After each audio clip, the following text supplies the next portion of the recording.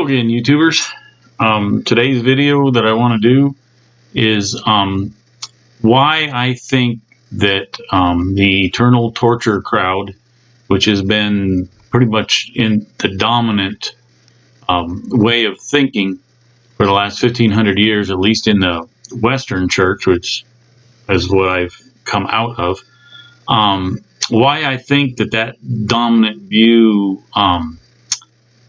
took hold and why it became the dominant view. And I think it goes back to, if you trace the roots, you have to go all the way back to the early church, right after the disciples. And because they had the books. If you look at Ephesians 5:1, this is from the ESV. It says, "Therefore, be imitators of God as beloved children."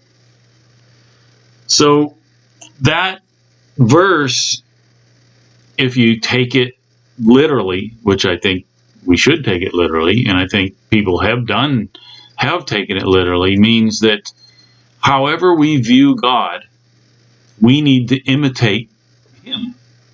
And that's why we need to be imitators of God.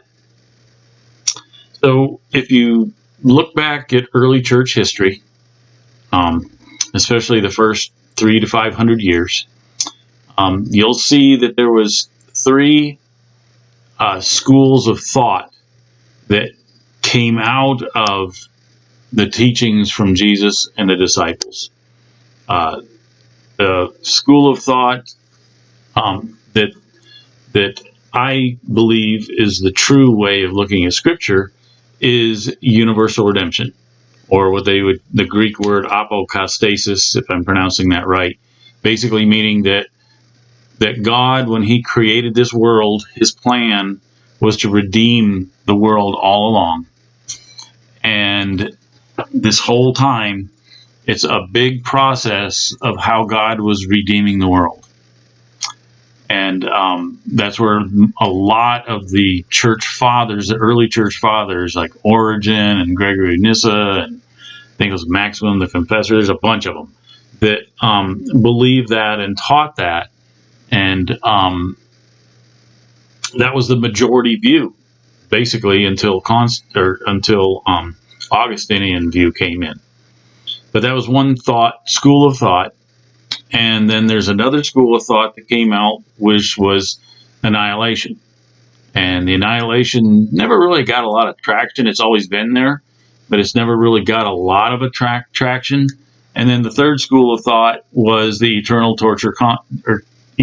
conscious torture, or what we refer to or grew up believing is in eternal hell. And that group was also in the minority. And there was, in the early church, they saw it as one church. No matter what one of those views you believed in, they saw themselves as being one body, and they would discuss amongst themselves, who's right, who's wrong. They would talk about the different letters, even before all the letters were combined into what we call the Bible. They would go through these letters and they would discuss them. And they all saw the church as one church. And they would, discuss things and go back and forth. But it wasn't a division. It wasn't a division line. You could be part of the church. In today's world, like I'm on some Christian forums, and I've been called a heretic, and I'm going to hell because I do not believe in an eternal hell, because I believe that Jesus is the Savior of the world, like He said He was. And back then they didn't believe you were a heretic. Even the universal redemption people didn't believe that those who believed in eternal conscious torture were heretics. They just thought they were mistaken on their views. And the same thing with the annihilation. The different groups would look at each other and go, no, we agree on who Jesus was, that He was God's God in the flesh, and He was born of a virgin, died on the cross, rose again, all the normal stuff. It's just what happens in the afterlife is where they would really have their disagreements. And that back and forth went on for a good 300 years for sure. Um, then comes along um, Augustine. He didn't read Greek, he only had the Latin, and he had a bad translation of the Latin, did some bad translations, and but he took it serious, as all the groups did. So if you believe that God is a God, really no different than any of the other Greek gods that they knew, that he was just the bigger, badder, the biggest God, and all the other gods bowed down to him. But if you believe that he's this God up there who's kind of pissed, kind of angry, and really wants to just wipe everybody out, but fortunately he took his anger out on Jesus, so he doesn't have to take all his anger out on us. And if we just accept Jesus, or depending on what branch of that, if you're chosen, or if you your will is greater than God's will, and you say, okay, I'm going to do it, then those people, they get to go to heaven, and everybody else gets to go to hell. And if you believe that we're to be imitators of God, and God, any of his enemies, he's willing to put in a torture chamber forever, never get out. And then you have the other group that says God is a loving father. And they read the scriptures, and it talks about how, in the scriptures, it talks about how, you as parents give good gifts to your children, and you're evil. How much more good will God do? And they took Jesus at his words, to where you're to love your enemies, pray for those who persecute you, feed the poor, clothe the naked, visit those people in prison. We're to be peaceful people. We're not to be torturing people. And God doesn't torture people for eternity. Why should we? We're to be loving them. All of God's creation he loves, and he will redeem, and he will reestablish the good at the very end, and it'll all be good. If you believe that, and it's basically pretty much non-violent view. And then you have the annihilation people. They never really got much traction. I'm not sure exactly why. I never read about the annihilation people, torturing their enemies or killing their enemies or something. But the eternal conscious torture view views God as torturing his enemies for eternity.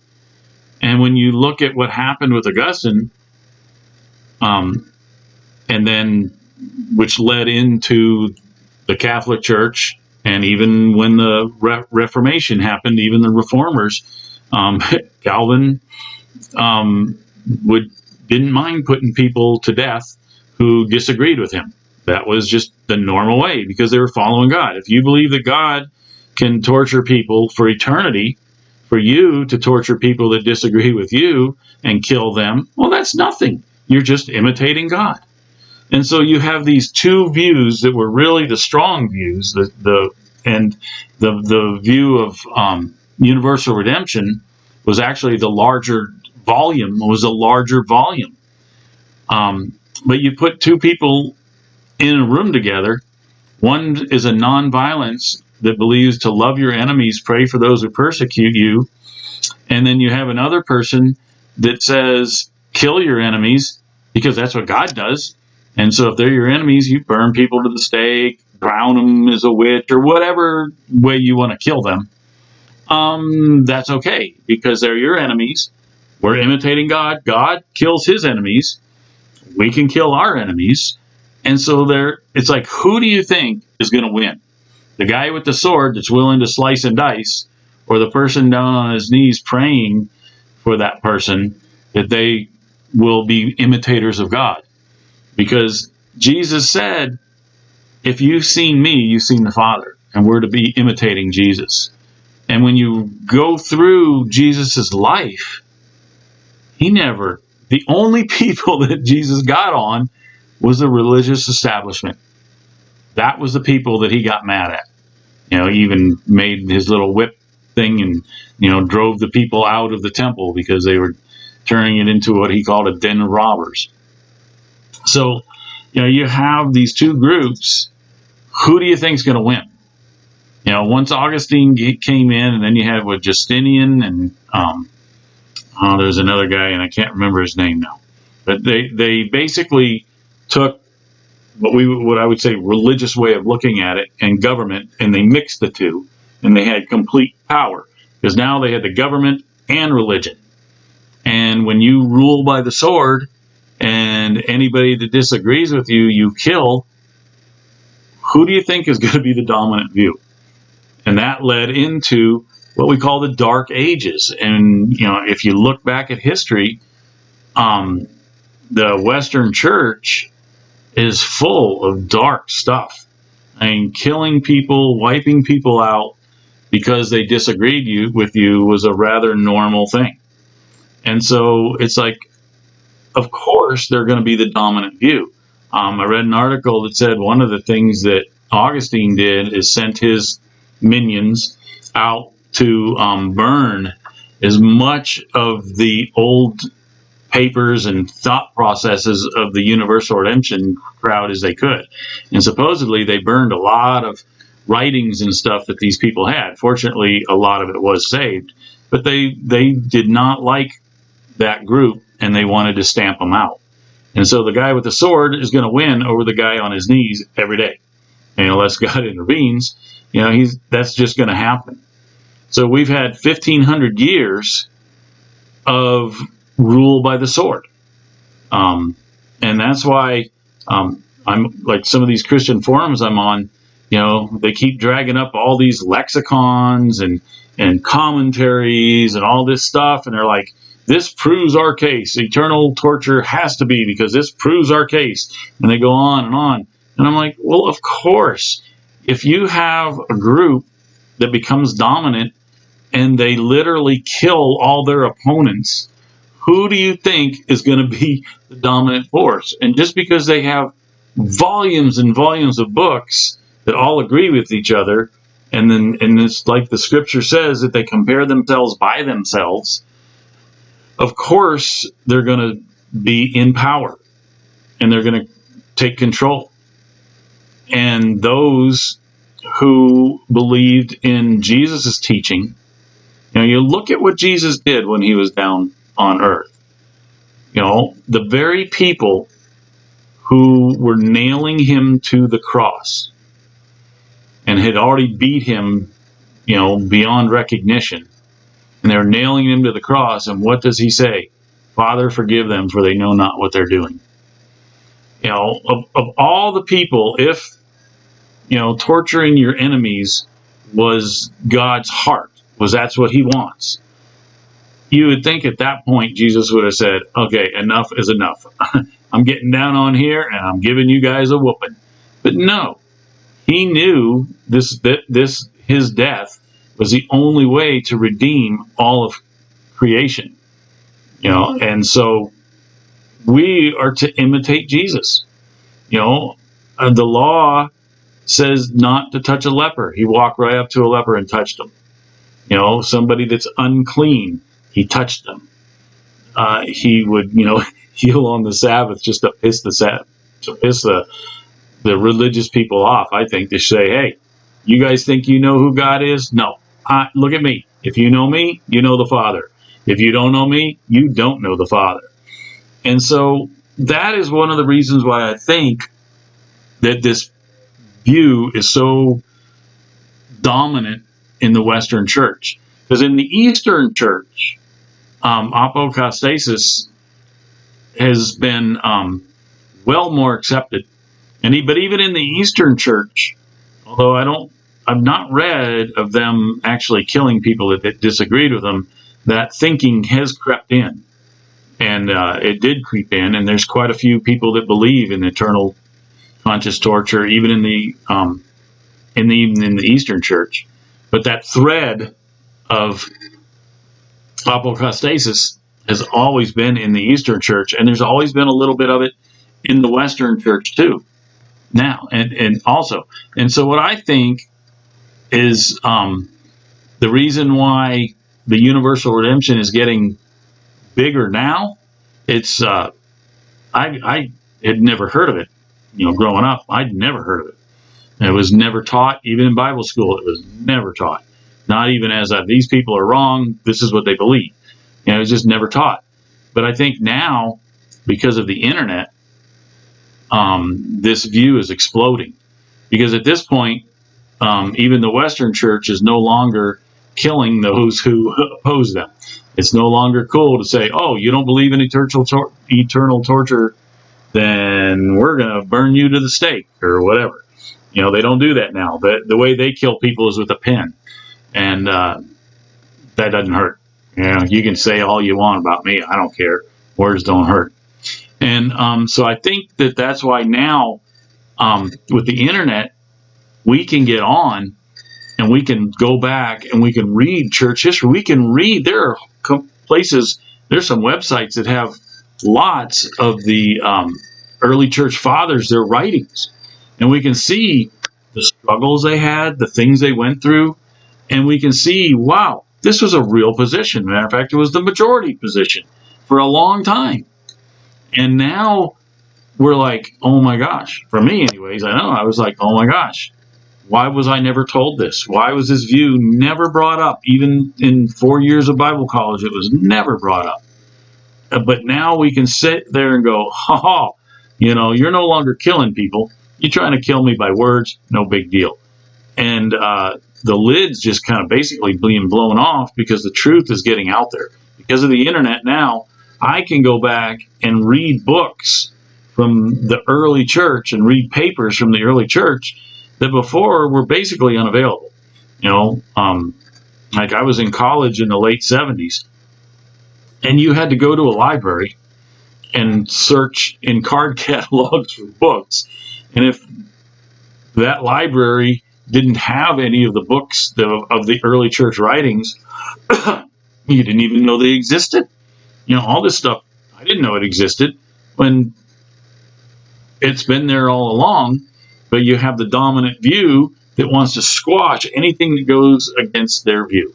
And I understand why they do it nowadays. Like I said, I'm on a lot of different forums and Facebook groups, and they keep telling me, you're going to hell, you're in danger of losing your soul, you're a heretic, because you cannot, if you don't believe that God will torture people forever, you're not a true Christian, and all this stuff. It's like, whatever. You can try, shoving me down all you want, but now I can go and find these books. I am not stuck within the Western tradition thinking.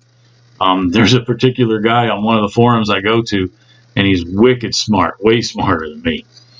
And he is so stuck in the Western tradition, and all his books are Western tradition. And he keeps dragging up. He can post and paste faster. It's crazy. Like I said, he's wicked smart on this stuff. But everything's Western tradition. And so when you bring up early church stuff, it's like, nope, if it doesn't agree with Western tradition, it's obviously wrong. They're taking it out of context. You don't know what you're talking about, blah, blah, blah, blah, blah, blah, blah. And now we're able to tap into these resources that have basically been tramped down for 1,500 years. And because of the internet, things are open. And so that's why I think, excuse me, that's why I think that the Eternal Conscious Torment group became the majority. Because if you're willing to, if you see God is wiping out his enemies and basically torturing them forever, something people can't do, it's okay for me to kill somebody that disagrees with me. This believe or you die kind of a thing. That's perfectly good because that's who God is. He's this mean guy up top. He gets mad. He gets jealous. He kind of gets bummed out that he even made man, wanted to wipe them all out, but said, well, I got to save a few. This is the kind of God that they see. He's no different than any of the other Roman gods, except they believe he's the bigger God. Because, they knew that there's a God, And the idea that God is love, not that he's a God that loves, God is love. The definition of love is God. He cannot do anything that's not loving. Everything he does is out of love. Because the Bible says that God is love, God is light, and God is life. That's what the only things that says this is God. So everything that he does comes out of that. Well, if you believe that God is just this mean old angry God sitting up on the throne, like I said, obviously wiping out your enemies, no big deal. He does it. We're supposed to imitate him. Those who are, no, God says to pray for your enemies, of course they're going to be stamped down. But fortunately nowadays, they're not killing us just by words. I don't care about words. That's their problem, not mine. So I think if you're looking into this and wonder why does all this material say I'm wrong, but the early church says I'm right? I think that's why. Because most of your Christian literature nowadays comes out of the Western mindset, the Western thought process. I mean, almost all your lexicons, almost all your commentaries and those kind of things all come out of that thought process. They're basically doing the same thing that the Pharisees and all the Jewish establishment did. Is they would get all these books and papers or scrolls, and they would all agree with each other. And Jesus comes down, says, "Hey, you want to know God? Know me." And they search through all their stuff and go, "Nope, nope, nope, nope. God doesn't have physical form. God, there's no way. You're comparing yourself to God." And they just no. And then they would search all their stuff and say, "Nope, he's not God because of all our stuff." No different than today. All these the Western Church saying, "Oh, you guys that believe this, nope, nope, you're wrong because we have our books. We've searched all through our books, and all our books say you're wrong." And they're doing the same thing. I really think that if Jesus showed up in most churches today, they would probably crucify him all over again because he would not conform to the way they think. And so that's why I think that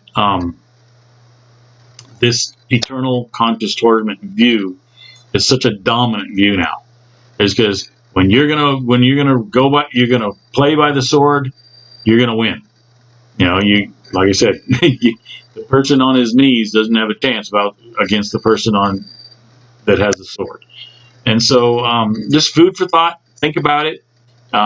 If you've never gone back and read the early church fathers, you need to do that because that's where the truth lies.